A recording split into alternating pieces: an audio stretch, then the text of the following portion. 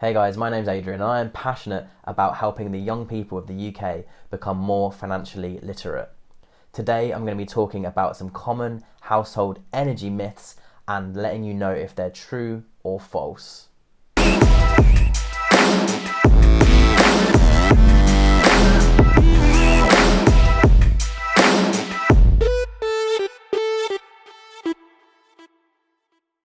So in front of me, I've got a list of common household energy myths, and I'm going to be talking through them and letting you know if they're true or false.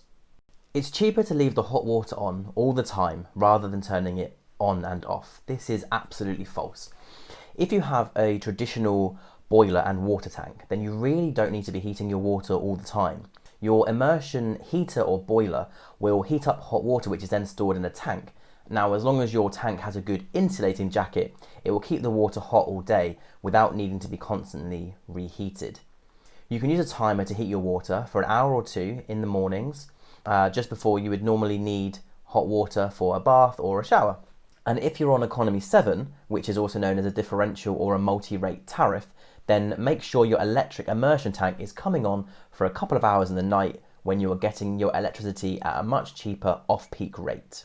And if you have a combi boiler, this will heat up the water whenever you need it, for example, when you turn on the hot tap. You should leave the heating on all day rather than turning it on and off. This is another common myth.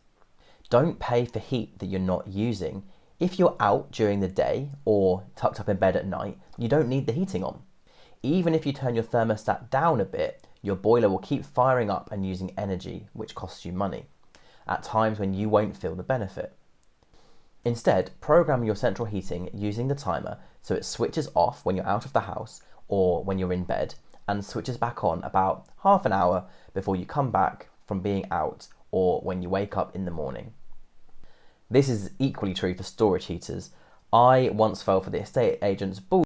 The most efficient way to use storage heaters was to have them on all the time, and I ended up with a heating bill of hundreds of pounds a month. Turning the thermostat up will heat up the house faster.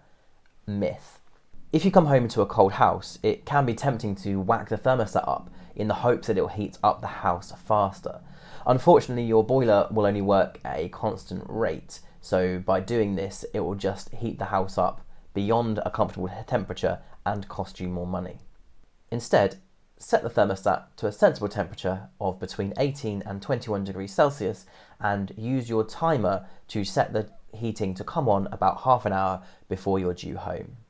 If I turn all the radiators down low, then I'll save money. This is actually true, but only if you also turn the thermostat down. If you turn your radiators down low but still have your thermostat set to 22 degrees, your boiler will keep running until the room temperature reaches 22 degrees. And this will take a long time with the radiators on low.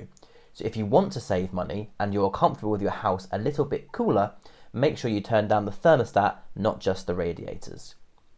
It takes more electricity to turn lights off and on again than to leave them on. This is another myth.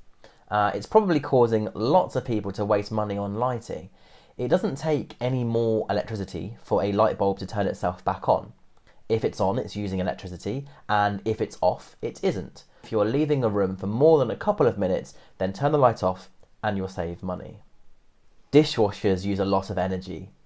This is actually a myth. Perhaps your grandma believed this and insisted on washing up by hand so as not to waste electricity, but it's not really true. In fact, if you do a full load and select a medium temperature on your dishwasher, it can use less energy than doing the washing up by hand. Many dishwashers have an economy setting which will use even less electricity and less water. This was actually my favourite and something that I only learned in the last 12 months. My clothes won't get clean at 30 degrees. Myth. You can save a lot of electricity by washing your clothes at a lower temperature. Most washing powders are now designed to work just as well at 30 as at other higher temperatures. It's not worth turning things off at the plug. Now this is possibly true depending on the appliance. Leaving TVs, broadband routers, set-top boxes, games consoles and other appliances on standby cost the average household £30 a year. Households with lots of devices may be paying much more, But things like kettles and toasters, if they're not on, then there is zero electricity drawdown and therefore no cost. Now this is the big one. Energy suppliers are all the same, so there's no point in switching. This is absolutely a myth, and if you don't change your energy suppliers on a regular basis, then you could be in for some massive savings. Check out the money saving expert Cheap Energy Club, which is absolutely free, and they will switch you to the lowest tariff on a yearly basis, and I'll leave the link in the description below. And not so much a myth, but a commonly asked question is, should I use a tumble dryer or put my clothes on an airer with the heating on? Now an airer is better because a tumble dryer will use up a lot of energy. So try timing your washing so that your clothes are on the airer drying at the time when your heating is normally on. But do be careful because drying your clothes indoors can cause problems of condensation and damp, especially in old and poorly insulated homes. So it's best to dry your clothes outdoors whenever the weather allows. Not much here. And according to the National House Building Council, if you do need to dry your clothes indoors, open the window and close the door of the room where the clothes are drying so that moisture can escape rather than circulate around your home. So that's all the energy myths that I have for you today. I really hope you've learned something and can put it into practice. Don't forget to like this video, subscribe to my channel, and I'll see you next time. Cheers.